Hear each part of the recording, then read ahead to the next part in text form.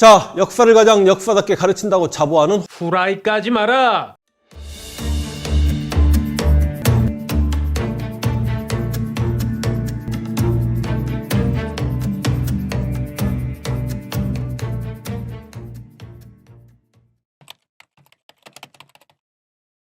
구독과 좋아요는 사랑입니다. 안녕하십니까, 강지영입니다. 저번 시간에는 대육삼국서를 비판하는 그런 영상을 제가 업로드를 했었는데요. 이번 시간에는 다들 한 번쯤은 보신 적이 있을 법한 역사 강사의 유튜버의 그 역사 강의에 대한 내용에 대해서 제가 잘못된 부분들에 대해서만 비판을 한번 해볼까 합니다. 그 주제가 무엇이냐면 살수대첩에 대해서 설명을 드릴 거고요. 그런데 이 살수대첩에 대해서 우리 학자들도 의견이 엇갈리는 부분들이 있더라고요. 그 부분에 대해서만 제가 정리를 해드릴 거고 분석을 해드릴 겁니다. 영상부터 시청해 보도록 할까요? 이 80만이 이제 송건과 유비의 연합군에게 패배하는데 실제로 그 기록들 보면 80만이 아니다는 설이 많죠. 그런데 이때 수나라의 113만 병력은 기록이 너무너무 완벽하게 드러납니다. 물론 원래 이제 진짜 정규군 한 30만 정도였는데 보급병까지 해서 113만이었다는 기록도 있고, 그 다음 113만이 전투병이고 보급병까지 하면 200만이 넘었다는 기록이 있는데 제 생각에는 조금 전자 쪽에 가까운 것 같아요. 근데 이 전자 쪽이라고 하더라도 113만은 1차 세계대전 이전에는 세계 신기록입니다. 1차 세계대전 이후에 특히 이제 2차 세계대전 가면 뭐 여러분도 아시다시피 히틀러가 독일군 100만 이상을 러시아, 소련 땅에 쳐넣었고요. 중일전쟁 때 일본군이 100만 이상을 중국 대륙에 쏟아부었는데 소련 땅하고 중국 대륙은 고구려 영토의 10배 이상씩 큽니다.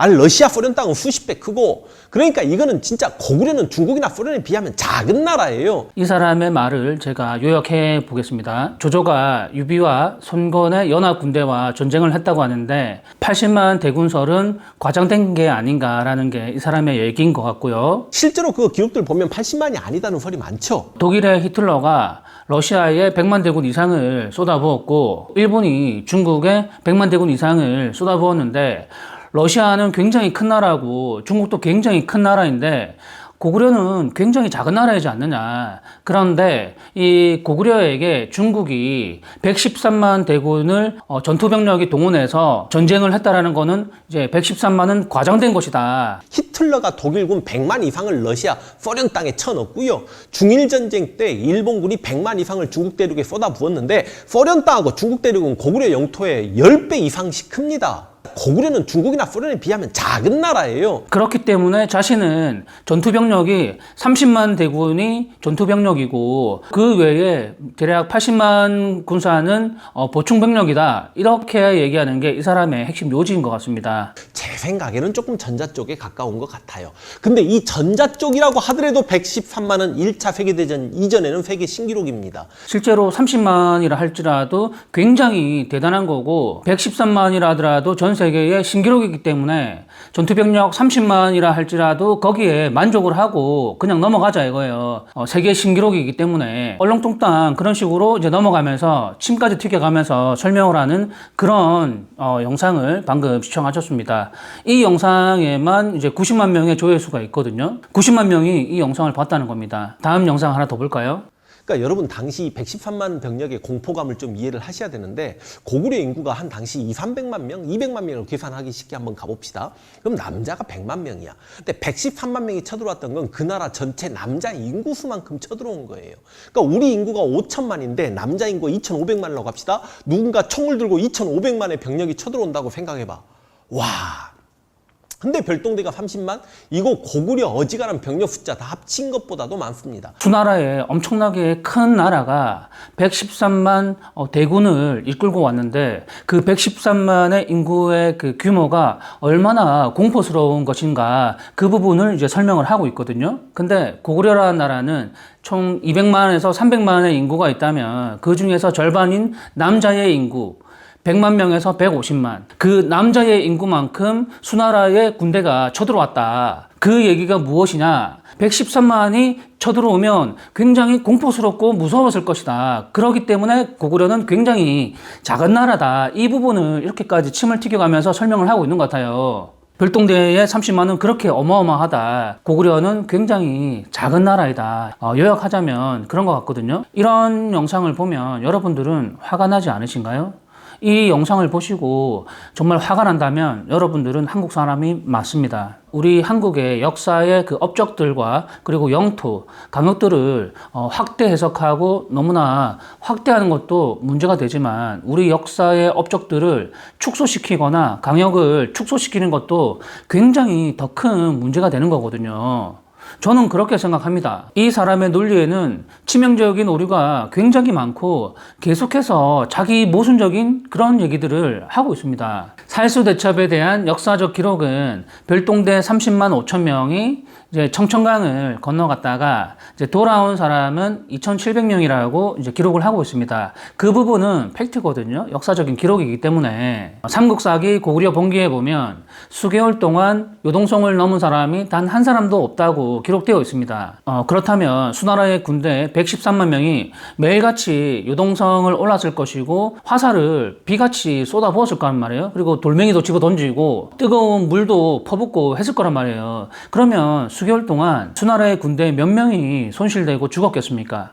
제가 볼 때 최소한으로 잡아도 10만 명에서 15만 명은 죽었을 거라고 생각을 합니다. 이렇게 많이 죽었는데도 유동성이 이제 함락되지 않으니까 수양제가 화가 나가지고 30만 5천에 별동대를 꾸린 거 아니겠어요? 그동안 우리는 수없이 많은 병사를 잃었지만 불행하게도 저 요동성을 깨지 못했다. 그러면 본대에서 빠져나간 이 전투병력이 이미 40만을 넘어서고 있기 때문에 그 전투병력이 30만일 것이다 라고 하는 그 주장에는 그 논리가 이미 깨진 것이고 오류가 있는 거예요. 거기까지만 하더라도. 제 생각에는 조금 전자 쪽에 가까운 것 같아요.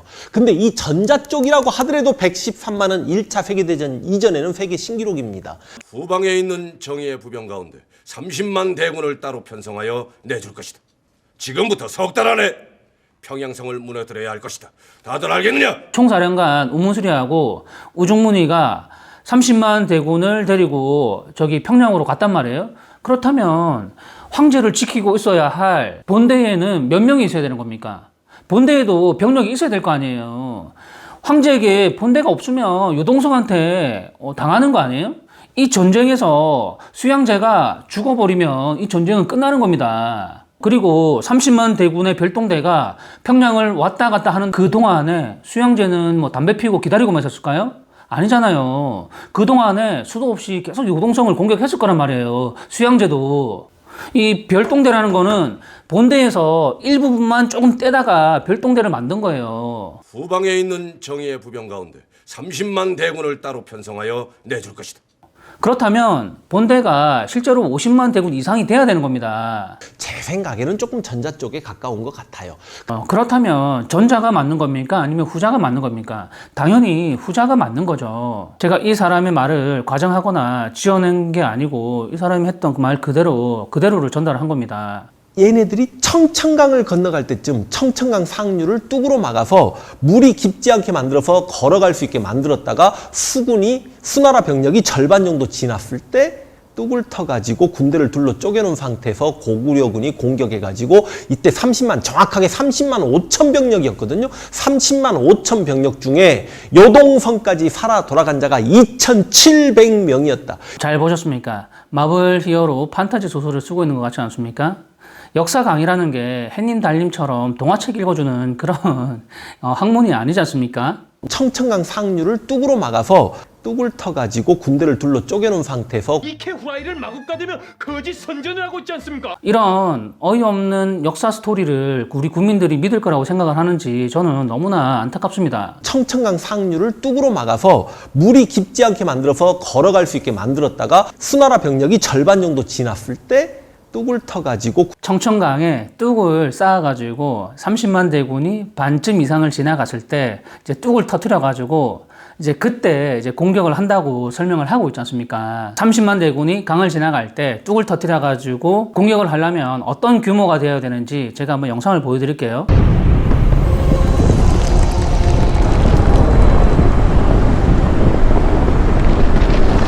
현대건설이 1974년도에 소양강댐을 완공을 했고요. 안동댐을 1976년도에 완공을 했습니다. 대기업들이 이런 대규모 공사에 투입되는 시간만 10년에서 15년이란 말이에요. 그런데 1500년 전에 청천강에서 뚝을 터뜨려가지고 30만 대군은 물리친다. 이런 판타지 소설은 도대체 누구의 머리에서 나온 거예요? 자, 역사를 가장 역사답게 가르친다고 자부하는 역사 기록에는 수공을 펼쳤다라고 얘기를 하고 있는데 이 수공이라는 단어에서 이런 식으로 해석밖에 못하는 거예요. 이놈들이 어디 병법을 알아야 말이지. 병법 말이야, 병법. 다들 수영장이나 계곡물에 들어가 보셨을 겁니다. 이 수면이 허리 위로 올라오게 되면 그 물의 저항력 때문에 사람이 이제 움직이고 앞으로 나가는데 2~3배 이상 속도가 줄어들게 됩니다. 앞으로 잘 안 가진단 말이에요. 속도가 2~3배 이상 줄어들게 돼요. 큰 강을 지나가는데 앞에서 갑자기 1만 정도 되는 군사가 화살을 쏘고 있단 말이죠. 그러면 살아야 될 거 아닙니까? 이미 주위에 있는 사람들이 화살에 맞으면서 죽어나가고 있단 말이에요. 그러면 그 나머지들은 이제 살기 위해서 다시 뒤돌아가지고 가야 된단 말이에요. 뒤에 오는 사람들과 앞에서 오는 사람들이 이제 서로 막 부딪히게 된단 말이에요. 그리고 또 뒤에 있는 사람들은 뒤에서 1만 군사가 나란히 서가지고 화살을 퍼붓는단 말이에요. 그럼 뒤에 있는 사람들은 또 안 죽기 위해서 앞에 있는 사람들 밀고서 빨리 앞으로 나갈 거 아닙니까? 이제 앞에 있는 사람들은 안 죽기 위해서 뒤로 올 것이고 뒤에 있는 사람들은 또 살기 위해서 앞으로 막 간단 말이에요. 그럼 가운데 있는 사람들은 어떻게 돼요?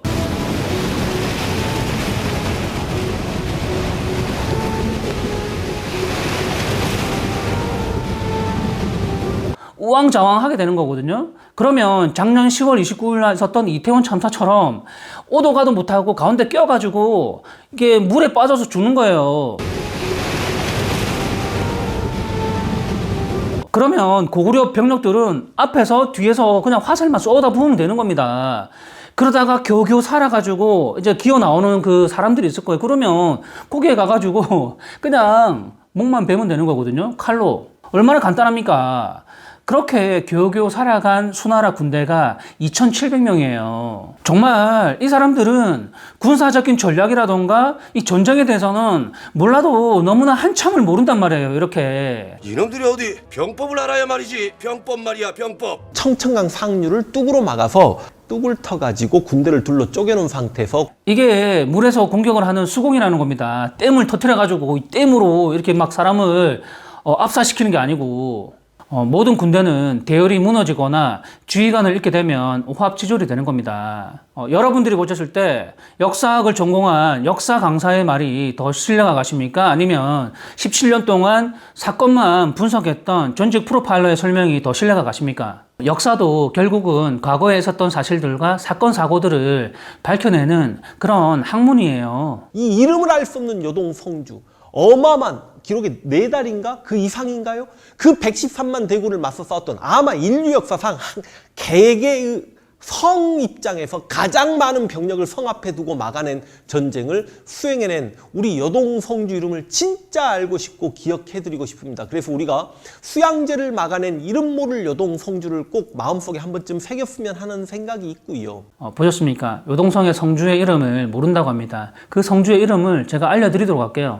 612년에 수나라가 고구려를 침략을 했고 113만 대군을 요동성에서 어떻게 막아내느냐, 요동성에서 얼마나 오랫동안 발을 묶어 놓느냐, 이게 이 전쟁의 승패를 가름하는 그 핵심 요소가 되는 겁니다. 그래서 전쟁 경험이 많고 서열이 가장 높은 사람이 이 요동성주가 되는 것이고 총사령관이 되는 겁니다. 2002년에 한국 축구가 스페인을 이겼고 포르투갈을 이겼고 이탈리아를 이겼습니다. 거기에서 안정환이 골을 넣었고 박지성이 골을 넣었습니다. 그런데 우리 국민들은 박지성과 안정환만을 기억하고 있는 건 아니지 않습니까? 이 살수대첩에서 을지문덕 장군의 이름만 기억을 하고 있는 거고 을지문덕 장군의 이름만 논하고 있는 거예요. 그러면 안 되는 거거든요. 유럽 축구들을 상대로 한 골, 2골을 넣었다 하더라도 그 상대방 공격수에게 3~4골을 먹어버리면 그 게임은 지는 거지 않습니까? 그 전쟁은 지는 거란 말이에요. 그래서 제가 얘기하고자 하는 요지가 무엇이냐면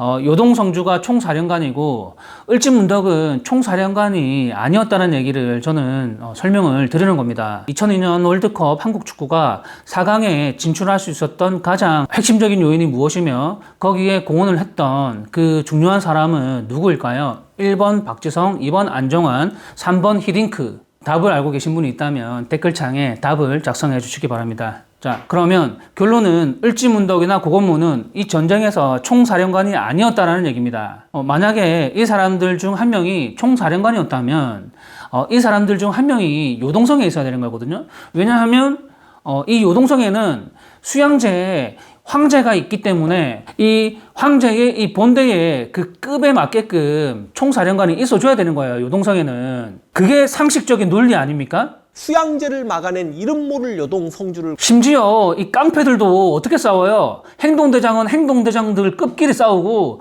보스는 보스들 급끼리 싸운단 말이에요. 고당 전쟁에서 당태종 이세민의 라이벌은 누구입니까? 같은 급이 되는 사람이 누구예요? 그 급에 맞게끔 고구려도 대망 내지 연개소문이 상대를 해준 거 아닙니까? 당태종 입장에서 듣도 보도 못한 그런 장군이 자기 앞에 딱 있다. 그러면 얼마나 모욕적이고 수치스럽겠습니까? 화가 나고 나를 무시하는 건가? 이렇게 생각하지 않겠어요?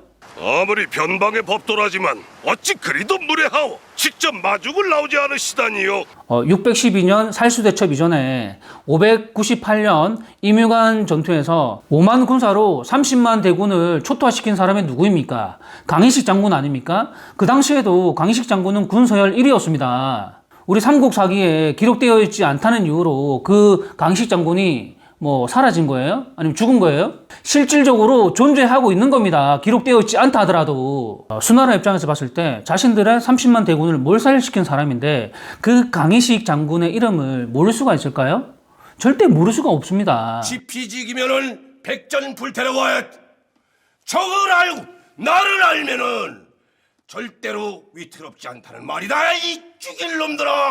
전쟁에서 이기기 위해서 적군의 장수들의 이름이나 특징들에 대해서 훤히 꿰뚫고 있어야 된단 말이에요. 우리나라 같은 경우도 북한 정권의 그 수뇌부들이나 군 서열 높은 사람들의 이름은 꿰뚫고 있단 말이에요. 우리나라 같은 경우도. 만약에 요동성주가 듣도 보도 못한 갑툭튀라면 그 수양제 입장에서 봤을 때 너무나 자존심 상하고 삐지지 않을까요? 감히 나를 상대하는데 어떻게 이렇게 대접을 할 수가 있나. 넌 나에게 모욕감을 줬어. 실제로 훈제가 뭐라고 명령을 내렸냐? 절대로 고구려 왕이나 을지문덕을 만나거들랑 생포해라 라는 명령을 내렸음에도 불구하고 수양제가 우문술이랑 우중문에게 비밀 명령을 내립니다. 뭐라고 하냐면 나는 분명히 너희들이 떠날 때 말했다. 을지문덕이나 고건무, 대왕이나 보면은 불문곡직 잡아두라고 말이야. 을지문덕과 고건무나 태양을 만나게 되면 죽이지 말고 생포하라고 명령을 내리지 않습니까? 우리는 여기에 주목을 해야 됩니다. 왜 강희식의 이름이 빠져 있을까요? 수양제가 강희식을 왕따시키기 위함일까요? 그게 아니잖아요. 그 이유는 별동대가 평령성을 쳐들어가면서 강희식을 절대로 만날 수가 없기 때문에 강희식을 뺀 거예요. 이 별동대가 만날 수 있는 가능성이 있는 사람은 을지문덕과 고건무, 태왕 이 세 사람이 가장 만날 수 있는 가능성이 있는 사람이기 때문에 이 사람의 이름을 언급했던 겁니다. 수양제 입장에서는 강희식 장군이 지금 요동성 앞에 떡하니 있는데 평령에서 강희식이 나타날 수가 없지 않습니까? 그렇기 때문에 강희식 이름을 빼고서 을지문덕이나 고건무나 태양을 만나면 죽이지 말고 생포하라 그렇게 얘기를 한 거예요. 강희식 이름을 그래서 뺀 겁니다. 그게 합리적인 논리 아닌가요? 결론이 무엇이냐면 이 전쟁의 총사령관은 강희식 장군이고요. 그리고 강희식 장군의 휘하 장군이 을지문덕 장군입니다. 그래서 을지문덕 장군은 이 살수대첩에서 담당자였던 것이고 책임자였던 겁니다. 살수대첩에. 을지문덕 장군은 이 살수대첩 때문에 후대에 이름이 알려진 것이지 그 살수대첩 이전에 어떤 그 업적이나 그런 게 없어요. 사실을 밝힘에 있어가지고 증거 자료라고 하면 직접적인 증거가 있고 간접적인 증거도 있고 그리고 정황 증거도 있고 진술 증거들이 있습니다. 지금까지 제가 추론을 했던 거는 그 정황 증거에 해당이 되는 겁니다. 이 역사학자들이 이 사실을 밝힘에 있어가지고 증거 자료라고 하면 유물이라던가 역사적인 사료 그것도 지네들의 입맛대로 정해놓은 그런 역사적인 사료만 인정을 하고 있는데 그렇게 하면 안 돼요. 사실을 밝히는 데 있어서 이 증거 자료가 국보로 지정된 지정된 사료라 하던가 고고학적인 유물만 있는 게 아니라는 사실을 저는 얘기를 드리고 싶은 겁니다. 국가에서 국보로 지정된 그런 사료에 모든 정보들이 담겨 있다면 다른 사료들은 굳이 살펴볼 필요가 없겠죠. 그런데 그 국보에 지정된 그 사료의 정보가 부족하기 때문에 그럴 때는 다른 사료들도 가지고 와가지고 그 아주 사소한 단서가 될지라도 그 부분을 참고를 해야 된다는 얘기예요. 우리 사법부에서는 자유심증주의라는 게 있기 때문에 그 증거 자료로 채택은 하지 않더라도 참고 사항으로 이렇게 볼 수는 있단 말이에요. 제 말의 결론이 무엇이냐면 그 어떤 자료라 할지라도 배제되어서는 안 된다라고 얘기를 하고 싶은 겁니다. 강희식 장군이 삼국사학에는 없지만 단재 신채호 선생님께서 조선상고사를 집필하면서 서각잡록이라던가 대동운해를 참고해서 인용해서 작성했다라고 밝히고 있지 않습니까? 그러면 독립운동가 단재 신채호 선생의 말을 믿어야 되지 않겠어요? 그리고 1000년 가까이 전해져 내려오는 강씨 족보에도 강희식 장군의 그 업적이 기록되어 있단 말이에요. 이런 사료들을 안 보고 어떤 사료들을 참고한단 말입니까? 국뽕에 취해 있는 일본 서기는 참고하면서 이런 사료들은 참고하지 않는 거예요. 도대체 이런 룰들은 누가 만들어 놓은 거죠? 이 분야가 법과 원칙도 없으면서 기득권들이 자신들이 판사 행세를 하면서 다른 사람들은 배제를 하고 유사 역사학이라고 이제 매도를 하고 있는 거 아닙니까? 그게 팩트 아닌가요? 이들은 자신들이 정해놓은 역사적인 논리만 국민들에게 전파를 하고 진실에 대해서 탐구하고 싶은 그 의도가 있는지 저는 너무나 궁금합니다. 과거에는 우리 국민들이 무지하고 역사에 대한 무관심으로 이런 식으로 이런 방식대로 역사를 왜곡당했다면 이제는 앞으로 이러한 사실을 알아야 되고 관심을 가지고서 바꿔 나가야 하지 않겠습니까? 오늘은 살수대첩에서 알아봤습니다. 재미없는 영상 끝까지 시청해 주셔서 감사하고요. 다음 시간에 또 뵙도록 하겠습니다.